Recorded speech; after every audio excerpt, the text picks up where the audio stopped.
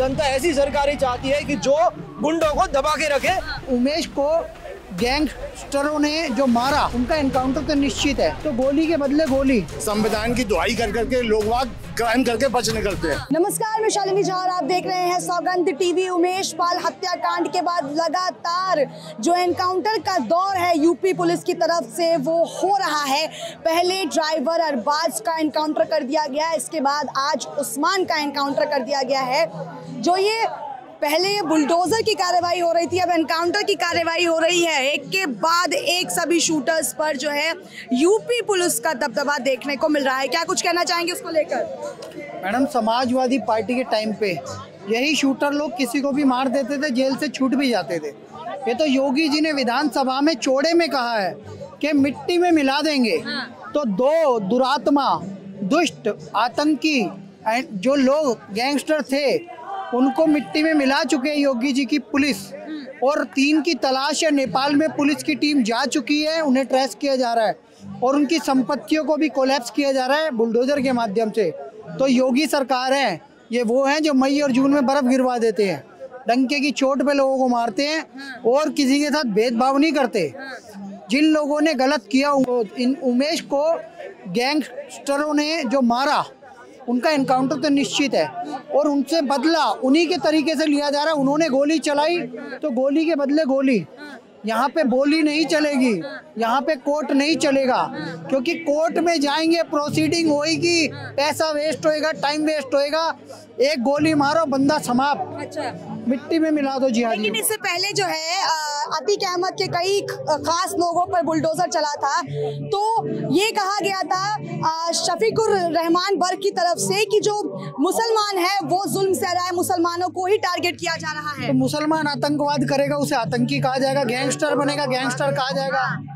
अतीक अहमद, अतीक मुस्लिम था, बताइए, एक भाटी करके वो मुस्लिम था, उसके घर बुलडोजर नहीं चला। बार-बार सिर्फ बुलडोजर जो है वो मुस्लिमों नहीं, अतीक अहमद देखो गैंगस्टर था।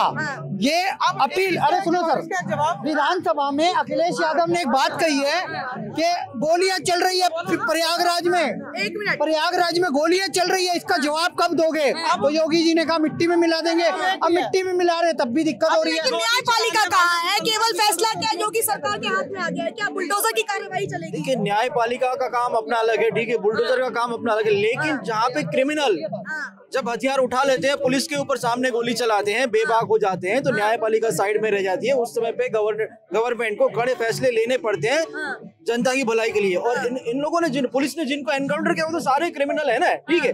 अगर हम क्रिमिनल को जेल में डालेंगे, FIR करेंगे, ठीक है, तो वो मामला कब तक चलेगा? ठीक है, जग जाहिर है कि भले देखिए कोर्ट में सजा पाने के लिए सालों लग जाते हैं, ठीक है, लेकिन जिस तरीके से शफीकुर रहमान ने कहा है कि मुसलमान ही टारगेट हो रहा है बुलडोजर कांड में, तो क्या लग रहा है मुसलमान टारगेट हो रहा है? अरे ये भाई साहब अभी मेरे सामने खड़े हैं ना, ये भी कह रहे हैं कि तैयार हो जाओ, हिंदू लड़के मुसलमानों की लड़कियों लाके उनको रखेंगे। पाकिस्तान से मुसलमानों के लड़कियां से मतलब क्या? जब हम इस देश में रह रहे हैं, दूसरे देश से मतलब अच्छा, ये बोल दीजिए कि टारगेट हो रहा है या नहीं हो रहा? दूसरे देश से मतलब टारगेट हो रहा है या नहीं हो रहा, वो देख रहा है, दुनिया देख रही है।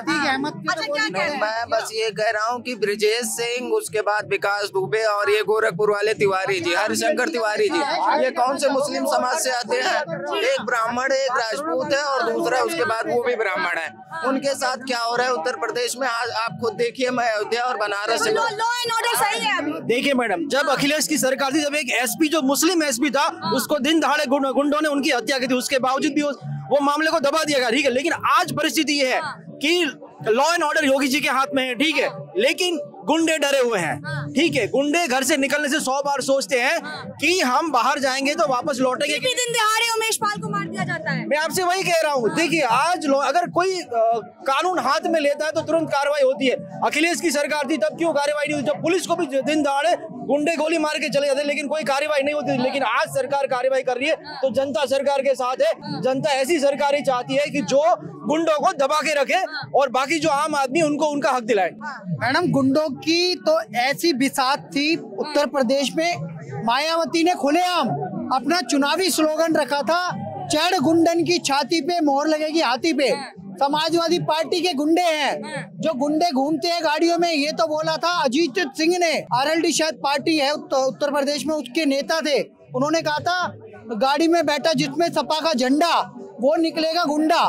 तो गुंडों की पार्टी, आज वहाँ गुंडे पकड़े जा रहे लाइव, तो उन्हें गोली पड़ेगी तो समाजवादी पार्टी को ही दुख होगा, क्योंकि उनके पाले हुए अतीक अहमद है, मुख्तार अंसारी, अब्बास अंसारी, ये पकड़े जाएंगे, इनकी प्रॉपर्टियां भी गिराई जाएगी, एनकाउंटर भी किया जाएगा। जैसे विकास दुबे की गाड़ी पलटी है, इनको घर समेत पलट देंगे योगी जी, छोड़ेंगे नहीं, मिट्टी में मिलाएंगे। लॉ एंड ऑर्डर पर लगातार प्रश्न उठ रहा है। कोई प्रश्न नहीं उठ रहा है मैडम। ये बताइए कि आप गोली चलाने वाले, दिन दहाड़े हत्या करने वाले मुस्लिम निकल रहे, तो इसमें योगी सरकार की गलती तो नहीं है ना?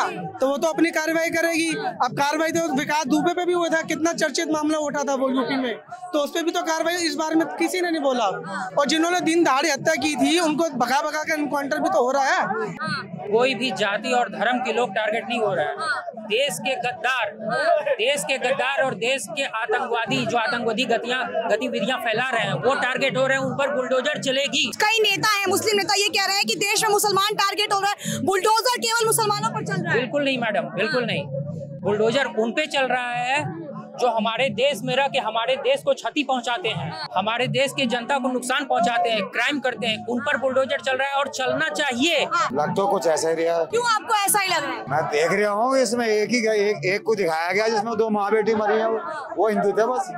उसमें तो कोई कह रहा है कोई चर्चा ही नहीं है। नहीं, देखो चर्चा सब पे हो रही है। उसमें ड्राइवर को मारा गया, अब पहले शूटर को मारा गया, 3 और पकड़े जाएंगे। देखो जो अपराध करेगा उसी की तो बात होगी। अब जिस दिन वो मारे जाएंगे उनकी भी बात होगी, लेकिन अपराधियों को बख्शा नहीं जाएगा। जैसे मोदी जी ने कहा सबका साथ, सबका विकास, सबका विश्वास, सबका प्रयास। वो जैसे रोड बनाते हैं तो वो सब हिंदू मुस्लिम सबके लिए बनाते हैं, घर बनवाते हैं, कोई स्कीम बनवाते हैं, वो सबके लिए होती है। वैसे अपराधी को हिंदू मुस्लिम नहीं होता। विकास दुबे उज्जैन मंदिर गया, महाकालेश्वर, उसके बाद भी उसे एनकाउंटर किया गया, और ये लोग आज दुहाई दे रहे हैं कि ये लोग निर्दोष है तो इन्हें बख्शा नहीं जाएगा। दुहाई मत दो, जिसने गोली चलाई है वो गोली का इंतजार करो, मिट्टी में मिला देंगे, कमर तोड़ देंगे। ये विपक्ष के लोग कहाँ छुपे रहते हैं जब हमारी बहनों के साथ छेड़खानी होता है? ये विपक्ष के लोग कहाँ छुपे होते हैं जब रामचरितमानस को फाड़ दिया जाता है, उस पे आपत्तिजनक बात की जाती है हमारे धर्म ग्रंथ पे? ये लोग कहाँ छुपे रहते हैं? उस समय पहले बोला जाता लड़कियों के बारे में कि लड़के हैं, गलती हो जाती है। रेप करने के बाद मुलायम सिंह यादव ने कहा था, लेकिन अब रोमियोस कोड बन गया है। कोई लड़का बलात्कार करता है, किसी लड़की को छेड़ता है तो उसको सजा मिलती है। रेपिस्टों के घर पे बुलडोजर नहीं चलता है, बीजेपी के नेताओं पे बुलडोजर नहीं चलता है। क्यों नहीं चढ़ता? कोई आए ना, सामने तो आए, अपराधी कोई सामने तो आए। कह रहे हैं सही बात है, सही बात है, दिखाओ तो अपराधी कौन है। जेल में तो है अपराधी बंद, जेल में तो बंद है ना, जिसपे अभी कोर्ट से जैसे कन्विक्ट होएगा बुलडोजर घर पहुंच जाएगा। अपराधी अजय कुमार टेनी का बेटा आज भी जेल में है, जबकि वो गृह राज्य मंत्री है केंद्र में, ठीक है ना। आप सोच के देखो, अगर सत्ता का बल होता, जैसे समाजवादी पार्टी टाइम पे था, सब छूट जाते थे, गुंडे थे, आजम खान, मुख्तार अंसारी, अतीक अहमद, ये अपना तानाशाही चलाते थे, अब वो खत्म हो गई है। मोदी सरकार में जो सामने आएगा अपराधी बख्शा नहीं जाएगा। 6 करोड़ अभी भी। आज भी दुनिया भर के लोग उल्टे सीधे भाषण दे रहे हैं, कोई कुछ भी नहीं हो रहा। कौन भाषण दे रहा है? नहीं गया अंदर। अभी वो दिखाया मैंने, महाराज दिखा रहे हैं उसको। जो क्रिमिनल होगा उसके ऊपर चलेगा, चाहे वो हिंदू हो चाहे वो मुसलमान हो। अच्छा, किसकी क्या लग रहा है, सही है या गलत है? कह रहे हैं कि धर्म विशेष के लोगों को टारगेट किया जा रहा है। थोड़ा देखिए, इतना भी नहीं करना चाहिए, थोड़ा संविधान के हिसाब से चलना चाहिए। अच्छा, ये कह रहे हैं कि संविधान के तहत में कर देना चाहिए, संविधान के तहत कुछ रह ही नहीं गया है, मतलब लॉ एंड ऑर्डर यूपी का जो है वो संविधान से बिल्कुल ही परे हो गया। देखिए, मेरे हिसाब से तो संविधान में चेंजेस होने चाहिए। संविधान चेंज होना चाहिए। संविधान की दुहाई कर करके लोग वहाँ क्राइम करके बच निकलते हैं, नेता बच निकलते हैं। इसलिए संविधान तो समय के साथ एक्सटेंड होना चाहिए था, जो नहीं हुआ है। तो संविधान में क्या बदलाव की जरूरत है? संविधान में बहुत सारे बदलाव की जरूरत है। सबसे पहले तो नेता ही जो है करप्शन करने के बाद बच निकलने के बहुत सारे रास्ते उनके पास में होते हैं। और आम आदमी, मैं ये कह रहा हूँ कि जैसे 100 करोड़ का घोटाला किया, 100 करोड़ का घोटाला करने के बाद में आम आदमी अगर चोरी करता है तो पुलिस मारती है उसे, और मारने के बाद में उससे पूछती है कि वो धन कहाँ है, और जेल भी भुगतता है।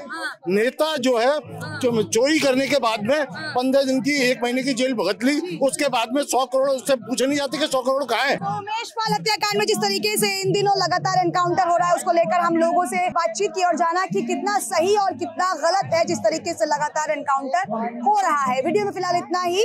हाजिर होंगे एक नए मुद्दे एक नए वीडियो के साथ। मुझे दीजिए इजाजत। देश और दुनिया की तमाम बड़ी खबरों के लिए आप हमारे चैनल सौगंध टीवी को लाइक शेयर सब्सक्राइब करें। कैमरा पर्सन अनिकेत मिश्रा के साथ शालिनी जाट, दिल्ली, सौगंध टीवी।